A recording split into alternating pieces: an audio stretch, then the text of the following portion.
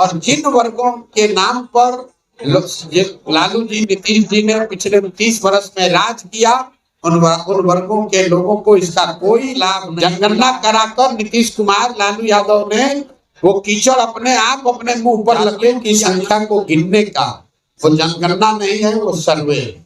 जनगणना कराने का अधिकार राज्य सरकारों को नहीं है, जनगणना केंद्र का मामला है।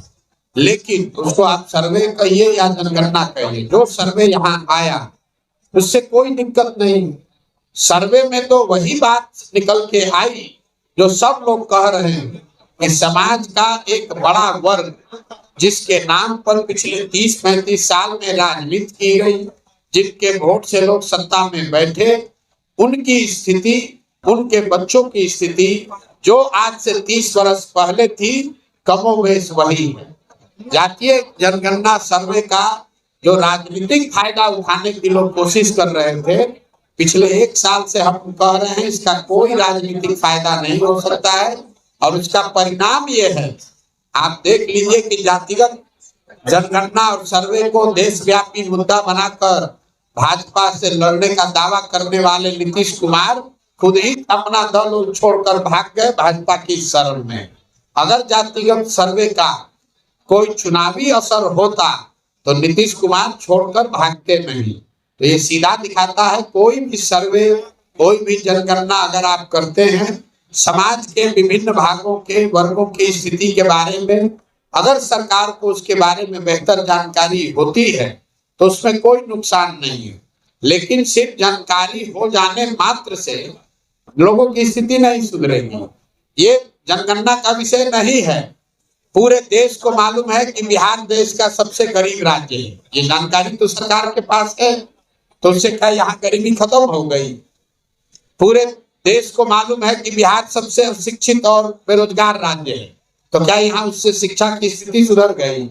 ये तो ऐसे हुआ कि आप पुस्तकालय में, लाइब्रेरी में जाइएगा, आपको सारे किताब रखे हुए, उससे आप ज्ञानी थोड़े ना हो जाइएगा, आपको सही किताब पढ़ना भी पड़ेगा। तो जनगणना से जो स्थिति निकल के आई उससे स्पष्ट है कि बिहार में गरीबी, अशिक्षा, भ्रष्टाचार, भुखमरी बहुत बड़े पैमाने पर है।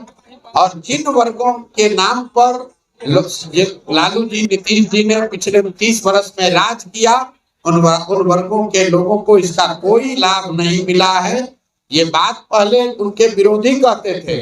जनगणना कराकर नीतीश कुमार लालू यादव ने वो कीचड़ अपने आप अपने मुंह पर लपेट लिया, ये स्वीकार कर लिया कि जिन वर्गों के प्रतिनिधित्व की, आवाज की, एम्पावरमेंट की बात कर रहे थे, उन वर्गों को पिछले 30-35 साल में कोई लाभ नहीं मिला। ये जो कहा जा रहा है कि सत्ता में जो लोग बैठे, तो भाई ये बताइए कि अगर जो समाज में अति पिछड़ा, जो वंचित है, जो मुसलमान है, दलित है, महादलित है, अगर उसको लाभ नहीं मिला तो उसके लाभ का हकमारी किसने किया? जो लोग सत्ता में बैठे उन्होंने तो किया। तो सत्ता में 32 साल से बैठा कौन है? लालू और नीतीश। तो अगर हकमारी हुई तो सबसे बड़ी हकमारी लालू और नीतीश ने की। इनको किसने रोका है? आज अभी सरकार में थे लालू नीतीश, साथ में किसी अल्पसंख्यक को गृह मंत्री बना देते, उप मुख्यमंत्री बना देते। तो जब सरकार बनी तो मुसलमानों के वोट से आरजेडी जो अपनी राजनीति करती है, उन्होंने मुसलमानों को एक भी विभाग नहीं दिया। अभी राज्यसभा में अपना भेजे हैं एमपी, राज्यसभा में किसी मुसलमान को नहीं भेजा। मुसलमानों को भाजपा का डर दिखाकर वोट दिया, लेकिन उनको प्रतिनिधित्व नहीं दी, भागीदारी नहीं दी। तो किसने हकमारी की? भाई प्रशांत किशोर तो है नहीं, कांग्रेस तो वहां है नहीं, सत्ता में है आरजेडी, और मुसलमानों ने वोट दिया है आरजेडी को।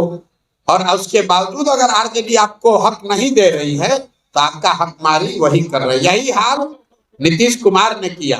15 साल से अति पिछड़ा, दलित, महादलित का वोट लिया, लेकिन कितने अति पिछड़ों को कोई विभाग दिया? कितने अति पिछड़ों को सामाजिक राजनीतिक जगह दी? अपने विभाग में, अपने मंत्रिमंडल में कितने महादलित को जगह दिया है? आप जरा देख लीजिए, उनके अगल बगल बैठने वाले जो लोग हैं वो किस समाज के लोग हैं? वो कितने अति पिछड़ों को बगल में बैठा है।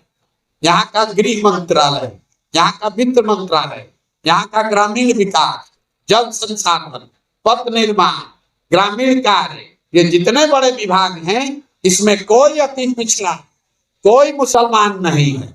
और इसी अति पिछड़ा और मुसलमान के नाम पर 30 वर्ष से ये लोग राज कर रहे हैं दोनों लोग। तो ये जो सर्वे हुआ, ये सर्वे करके जैसे विनाश काले विपरीत बुद्धि, ज्यादा चालाक बनिएगा तो यही होगा।